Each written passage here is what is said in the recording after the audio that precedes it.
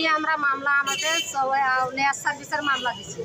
এই মামলা আমরা প্রত্যাখ্যান না করতেছি দেখি আমাদের লোকজন ভাড়া করে আনিয়ে মারি ধারিয়ে বাড়ি লুটতরাজ করি সব নিয়ে গেছে। কলের মধ্যে পয়দাম গেছে, সোনা দানা চাল ডাল লেপ সব নিয়েছে। আর মাসে রফিকুল মেম্বার, মাজান, ফুলবাবু, তারপরে মতিন, শিয়াব আর ছেলেরা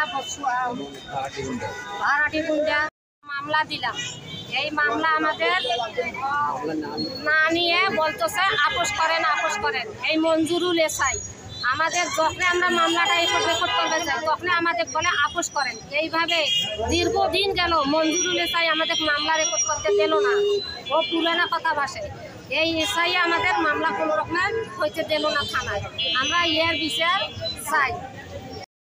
আমার চাচা আমাদের এক তাওয়াই আমার ভাইয়ের শ্বশুর দেখতে আসছিল, পরে দিনে তাক মারিয়ে আহত এমন করছে, হাতের কবজি এটা আউলি গেছে, তাই এখনো হাসপাতালে আছে।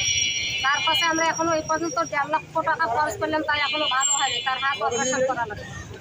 আমাদের বউ মারছে, আমার ছেলের হোক মারছে, আমাকে মারছে।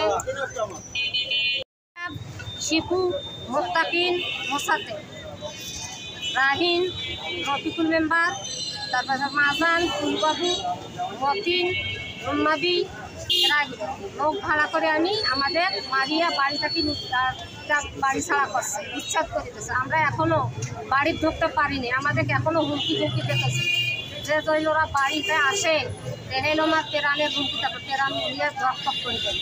আমরা এখনও বাড়ি যাইতে পারিনি, আমরা এখনও চাইরো কথা সিটে হয়ে আসছি। আর আমরাও বলতেছে মানুষের সামনে যে আমরা যদি 4 লাখ টাকা দেয় মানুষ জব করেও বাঁচা যায় এখনকার আইনে। ভক্তিপুর এলাকায় তার নিজস্ব বাড়িতে দীর্ঘকাল থেকে বসবাস করে আসছে। তো ভূমিদস্যুরা সেটা তাদের জমি কোনো কাগজপত্র ছাড়াই তাদের জমি দাবি করে তাদের বাড়িঘর ভেঙে দিচ্ছে এবং 2 জন গুরুতর আহত হয়ে হাসপাতালে ভর্তি ছিল। পুলিশ এখন পর্যন্ত মামলা নেয়নি। ফলে তারই প্রতিবাদে আজকে আমরা এখানে ডিসি এবং